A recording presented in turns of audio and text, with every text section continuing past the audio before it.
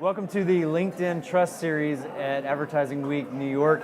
I have with me Joshua Lowcock of UM. Welcome. Thank you. It's good to see you. Good to see you. So we are talking about truth and transparency, and one of the questions that we've been asking quite a few people is, to what extent are we living in a post-truth world? And I'm curious what your thoughts are on the term post-truth. So that's a good question. I really hate the term post-truth. I find it offensive because there's truth or there's lies. There's no such thing as post-truth or fake news. It's either truth or a lie.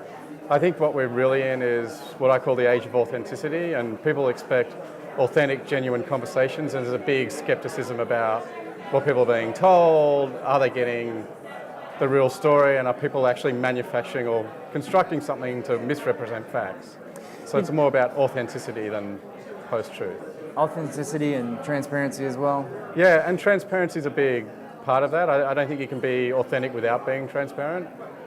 You know, I was thinking one of the things that I remember when brands were really starting to get engaged with platforms like Instagram, and they were realizing that this is a behind-the-scenes thing, but so many people are afraid to take somebody behind the scenes, whether it's to see the ugly side or to give away what may be what they consider a secret.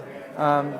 How does that affect, how should brands be looking at that as far as transparency goes? I think, like for brands, the challenge is you have to be able to both let go of control, both creatively and then the story that happens outside of that. So the entire media process has always been built around a great creative idea and brands having make my logo this size, you've got to mention these points, all of these sorts of things. And suddenly if you give consumers control, the loss of control can be overwhelming and quite frightening, and brands have to accept that if they want to have genuine connections and meaningful connections with people, they have to let go of that control.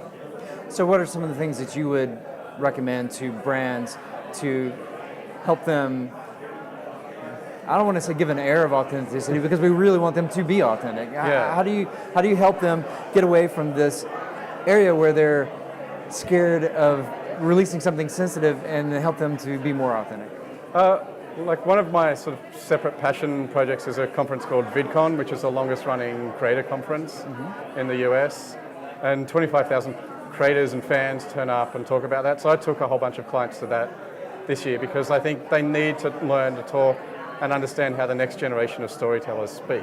Right. So the best way to learn is to see from people who, the thing I love about creators is they've had to build their entire profile and life and being by being authentic and real without a studio machine or some other PR machine, like manufacturing the way they have conversations. Sure. So if brands understand how these people work and then start working with them, that's the way they can actually be authentic and have these sorts of conversations they need to have. So how do these conversations differ from the way we've always been doing it? You think, is it not even the conversations, but the way they're creating the content?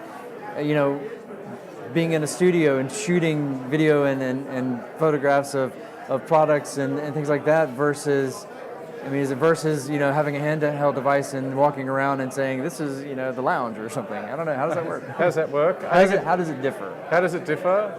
I think the major difference is trust. And I think the other major difference is it's trust in the creator and it's trust in the consumers of your product, right, who will then interpret and craft the story in the direction that they want it to go. Which, to be honest, also makes it harder for brands, because if you need to change or shift perception, it's hard to sort of wrangle and move control in the direction you want. Yeah. But that's going to be the constant friction point going forward.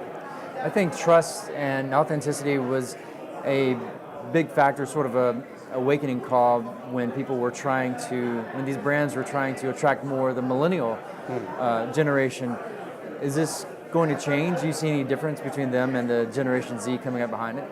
I don't think there's any difference between the generations. I think the biggest challenge, though, is brands need to start defining a moral compass. So they need to take a position and stand on things, and it's not just piggybacking on the back of an event. They actually have to stand and believe in something, and that has to be representative in their brand values and communication and everything they do. Like, the great thing about social media is brands need to have a personality, and I think they need to be stronger at letting this brand personality shine through. Sure, and we're seeing a lot of polarization these days.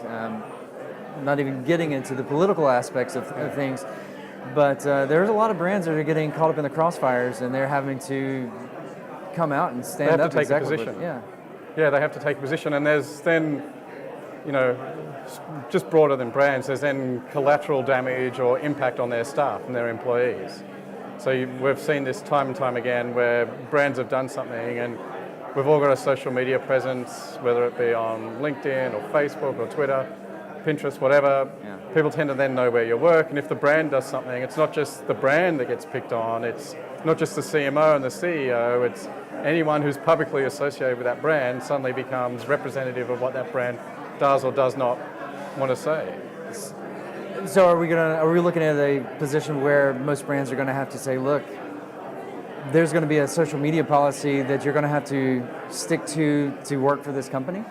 I don't know if it's about a social media policy. I think there's a tough line in the sand that people need to sort of make a decision on, which is, am I going to publicly disclose on my social media profile where I'm going to work? Right. Because if I disclose that, there are be consequences for that. And so brands need to start thinking, well, people might not want to come and work for me because they're not prepared to say they work for me, because we do things that are going to get them caught in the crossfire. That's very good. Joshua Lowcock, thank you so much for joining me today. Oh, no problem. Appreciate Enjoyed it. Thank you. We'll be back with more of the LinkedIn Trust Series at Advertising Week New York.